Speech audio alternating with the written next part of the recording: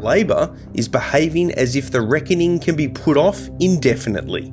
Meanwhile, the coalition, well, they're turning themselves inside out debating an emissions target 25 years from now. If we don't make it this time, we never will make it. If this government cannot get the adjustment, get manufacturing going again and keep moderate wage outcomes and a sensible economic policy, then Australia is basically done for. The latest report by the International Monetary Fund on the state of the Australian economy is being spun by the government as some sort of tick of approval. But the truth is a far way removed from that assessment. The IMF, a UN agency that promotes the health of the global financial system, does praise Labor for avoiding a recession. But that's not the serious part of the report. The main game is what it says about the future, and on that front, it's worried by what it sees. Australia's finances are not built to cope with an ageing population, structurally large spending programs, and a very narrow tax base. The NDIS, for example, and aged care spending, on top of health, defence and interest costs on $1 trillion worth of government debt, just can't keep growing at anything like their recent pace. That's according to the IMF. If Labor insists on funding these spending initiatives, it needs to reform the tax system and make the country less dependent specifically on income taxes, of which Australia has some of the highest in the world. Our reliance on income taxes over other forms of taxation concentrates our system in a way few other nations do, and the IMF is calling it out. Its prescription for fixing the system is hardly radical in policy terms. For example, shift the tax mix away from direct to indirect taxes. That means increasing the GST and broadening its base, two things Labor has categorically ruled out time and time again. The IMF also wants policymakers to revisit a resource rent tax, so that mining profits on finite commodities deliver a durable public return. This would be controversial, and it wants concessions and exemptions that distort decisions about work, savings and investments to be wound back, alongside productivity-enhancing moves such as replacing stamp duty with land taxes, in order to encourage mobility and downsizing. On paper, a Labor government should be well placed to prosecute this particular IMF agenda. It wraps itself in the language of intergenerational fairness and the social compact, which are outcomes of many of the IMF's suggestions. The security and stability that comes with a roof over your head is essential.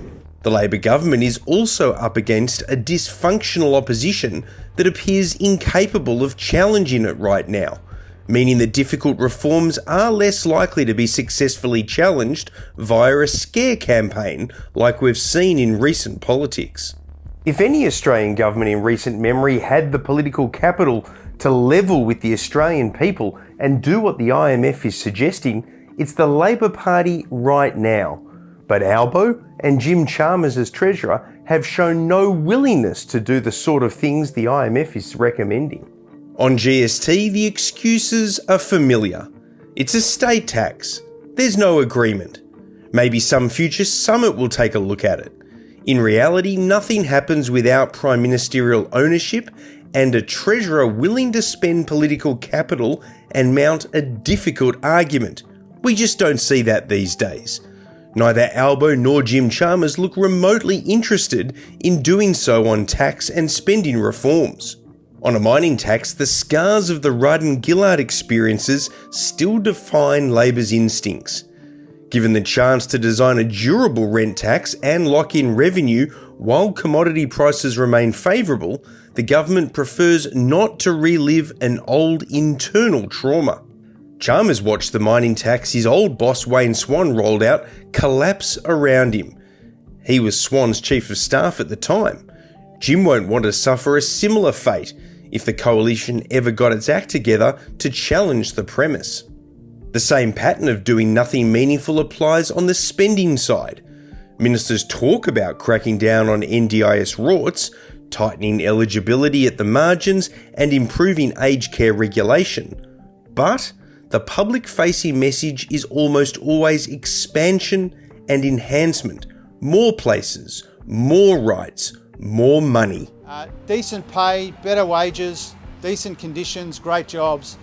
These are Labor's reasons for being. And you can see that in the progress that we've made together on wages, on jobs, in the labour market and the economy more broadly.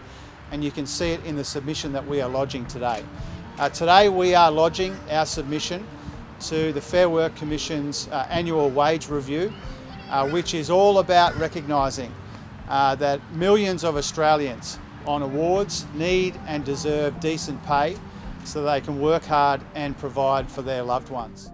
That might be the politically easy road, but it leaves voters wholly unprepared for the sort of tough decisions that are necessary in the interests of the wider economy. That's exactly what the IMF is talking about. Of course, Chalmers appears to have convinced himself he's already carrying out the sort of reforms the IMF wants. But rearranging stage 3 tax cuts and rolling out modest housing schemes is not the comprehensive tax package the IMF is talking about, nor is a bit of competition policy reform or the half-baked super changes Albo overruled Chalmers on recently. These so-called reforms barely address the big structural concerns the IMF cites. The pressures are compounding, and the solutions are well known. However, Labor is behaving as if the reckoning can be put off indefinitely. Meanwhile, the coalition, well, they're turning themselves inside out debating an emissions target 25 years from now. Labor likes to talk about itself as the party of reform. In the Hawke and Keating era, that meant something, and it was substantive. Today, reform has been reduced to reprofiling tax cuts and announcing reviews. The IMF's wish list has effectively given the government cover to tell the truth about the tax base and the sustainability of current spending, or more accurately put, the unsustainability of it. So far, however, Albo and Chalmers have preferred to cherry-pick the compliments in the IMF report and ignore the prescription medicine recommended. If such willful blindness continues, Paul Keating's famous warning from the 1980s that Australia risks becoming a banana republic could well loom large in the here and now. Treasurer, I invite you to go back half a decade to your Banana Republic speech in which you said, and I quote, "If we don't make it this time, we never will make it.